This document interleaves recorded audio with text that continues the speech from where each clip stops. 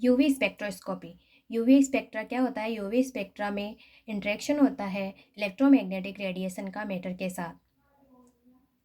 Electromagnetic radiation का interaction होता है मैटर के साथ। यूवी स्पेक्ट्रा में इलेक्ट्रोमैग्नेटिक रेडिएशन का जो रीजन होता है वो 200 से 800 नैनोमीटर के बीच लाई करता है। अब क्या होता है? यूवी स्पेक्ट्रा में 200 नैनोमीटर से 400 नैनोमीटर के बीच कौन सा रीजन लाई करता है? UV region. और 400 से लेकर 800 नैनोमीटर तक विजिबल रीजन लाई करता है। अब क्या होता है? ये जो यूवी स्पेक्ट्रा होता है इसको क्या बोलते हैं?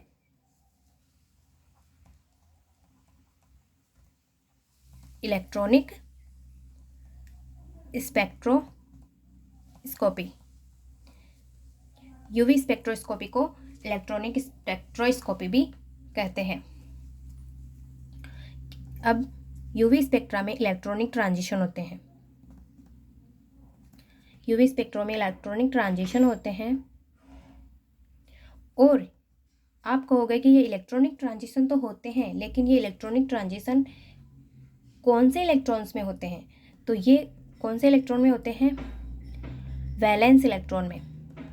इलेक्ट्रॉनिक ट्रांजिशन होते हैं वैलेंस इलेक्ट्रॉन में, वैलेंस सेल के इलेक्ट्रॉन्स में।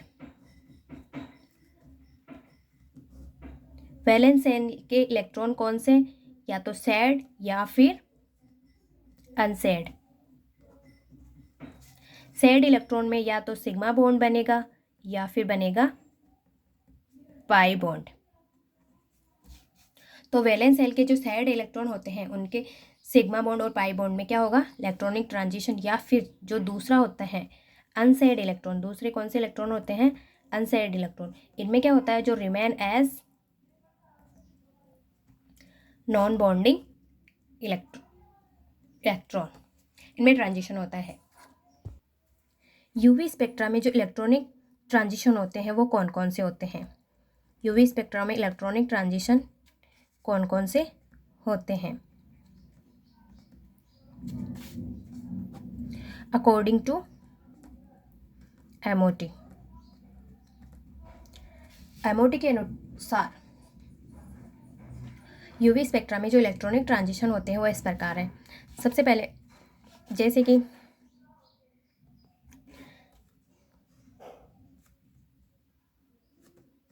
ये सिग्मा बॉन्डिंग है। अब सिग्मा बॉन्डिंग है तो इसका सिग्मा एंटी बॉन्डिंग भी बनेगा और ये हो गया सिग्मा एंटी बॉन्डिंग।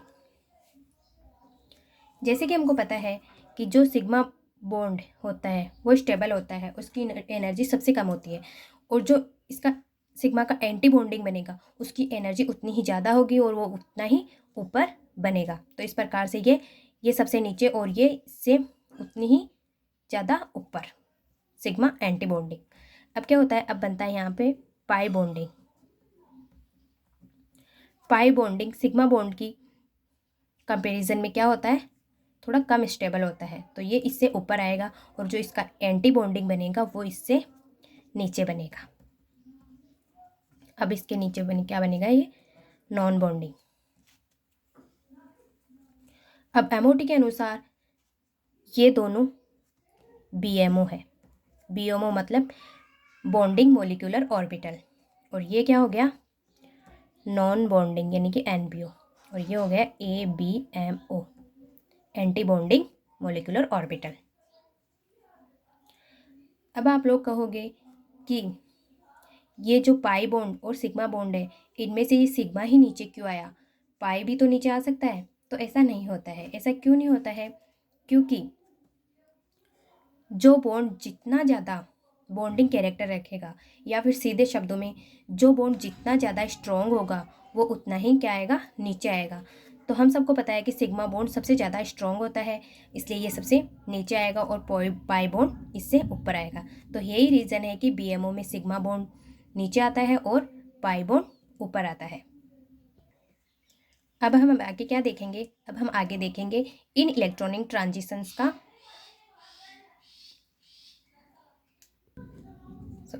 अब इनमें ट्रांजिशन कौन कौन से हैं? सबसे पहले सबसे ज़्यादा गैप इसमें है sigma to sigma star transition.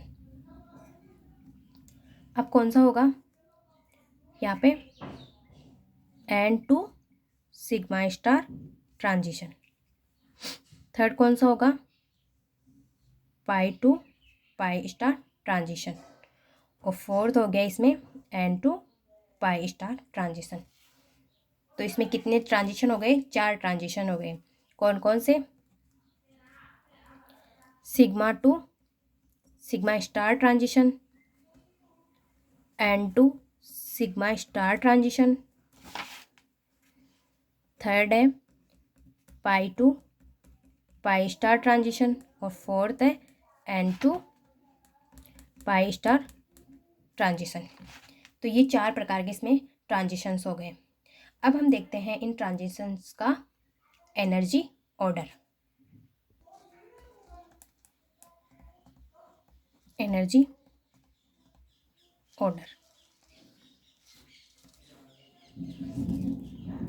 तो सबसे पहले कौन आएगा?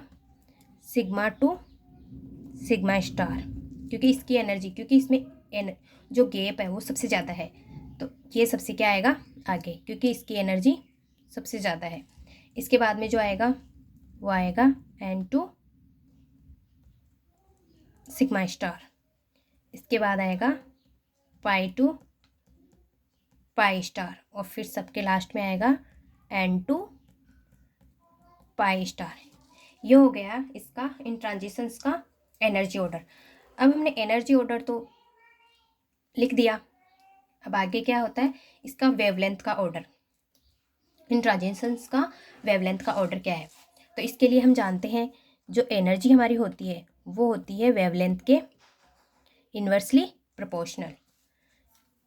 तो इसका जो वेवलेंथ ऑर्डर होगा, वेवलेंथ या फिर एब्जॉर्प्शन वेवलेंथ ऑर्डर, वो क्या हो जाएगा इसका जस्ट अपोजिट। तो इसमें सबसे पहले क्या आएगा? N2 पाई स्टार, फिर आएगा पाई टू पाई स्टार, फिर आएगा N2 सिग्मा स्टार, और सबसे लास्ट में आएगा सिग्मा टू सिग्मा स्टार। ये हो गया इसका वेवलेंथ का ऑर्डर। अब हम क्या देखते हैं? अब हम जो 4 ट्रांजिशंस हमने पढ़े हैं उनके बारे में देखते हैं, समझते हैं। फर्स्ट हमारा जो ट्रांजिशन था वो था sigma to sigma star electronic transition.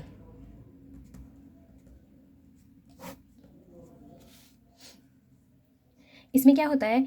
Sigma to sigma, यानी कि सिग्मा का मतलब इसमें क्या होगा? Saturated molecule.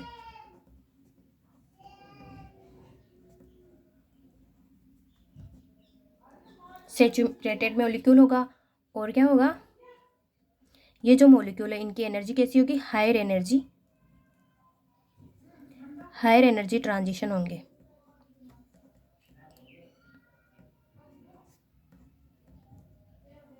और लोवेस्ट क्या होगी? वेवलेंथ।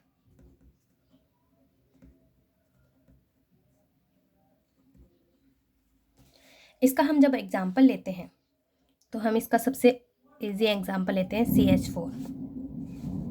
CH4 में सारे जो बॉन्ड होते हैं वो क्या होते हैं? सिग्मा बॉन्ड होते हैं। तो जिस ओनली कौन से होते हैं इसमें?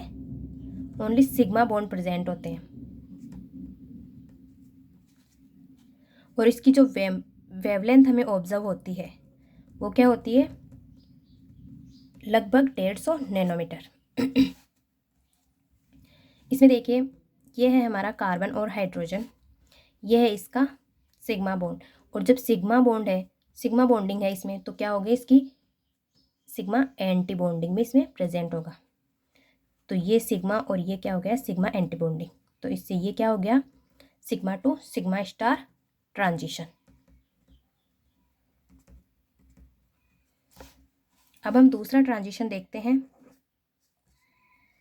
N to sigma star. N to sigma star transition देखते हैं। इसमें क्या होता है, इसमें सबसे पहले जरूरी है कि इसमें नॉन बॉन्डिंग इलेक्ट्रॉन प्रेजेंट हो। सेकंड, सेचुरेटेड हो, सेचुरेटेड कंपाउंड हो और क्या रखता हो कंटेनिंग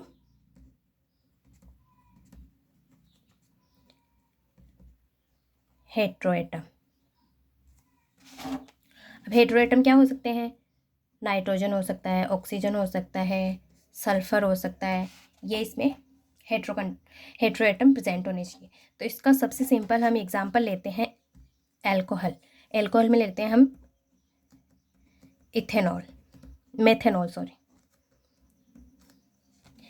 ये हमारा एल्कोहल जिसमें ये है, इसमें नॉन बॉन्डिंग इलेक्ट्रॉन ये, और ये है हमारा हेट्रोएटम, ये है हमारा सेचुरेटेड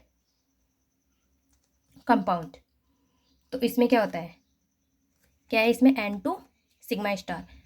अब ये इसमें सिग्मा बॉन्ड है तो ये इसका सिग्मा एंटी बॉन्डिंग।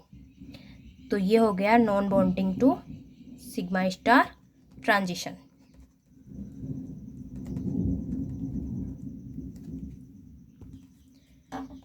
तीसरा ट्रांजिशन हम देखते हैं pi to pi star transition.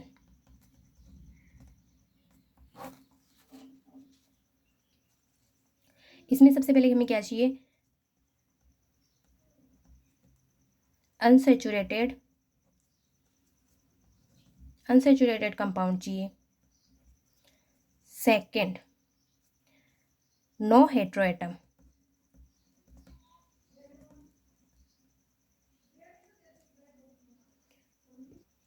और इसका सबसे इजी एग्जांपल हम लेते हैं तो वो है हमारा एल्केन, जिसमें क्या है CH2 डबल बॉन्ड CH2, जिसमें क्या है ये डबल बॉन्ड है, यानी कि ये पाई बॉन्ड प्रेजेंट है और कोई भी हेट्रोएटम प्रेजेंट नहीं है। तो इसमें क्या हो गया, ये पाई टू पाई स्टार ट्रांजिशन हो गया। और इसमें जो लैम्डा मैक्स का मान हमें ऑब्जर्व होता है वो क्या होता है 170 टू 190 के बीच ऑब्जर्व होता है।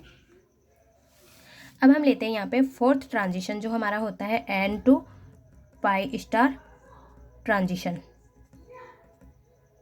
जिसमें इसमें क्या चाहिए होता है हमें, फर्स्ट तो हमें चाहिए होता है इसमें नॉन बॉन्डिंग इलेक्ट्रॉन। सेकंड हमें यहाँ पे क्या चाहिए होता है अनसेचुरेटेड मॉलिक्यूल। और इसके लिए जो हमारा एग्जाम्पल होगा वो हमने यहाँ पे ले लिया कार्बोनिल कंपाउंड, जिसमें ये हो गया हमारा नॉन बॉन्डिंग इलेक्ट्रॉन और ये हो गया यहाँ पे पाई बॉन्ड प्रेजेंट। तो ये क्या हो गया हमारा non bonding to pi star transition. और इसमें जो हमें लैम्डा मैक्स का मान जो हमें ऑब्जर्व होता है वो होता है यहाँ पे हमें 280 नैनोमीटर, 280 नैनोमीटर के राउंड प्राप्त होता है। और जो ट्रांजिशन होता है ये क्या होता है फॉरबिडन होता है,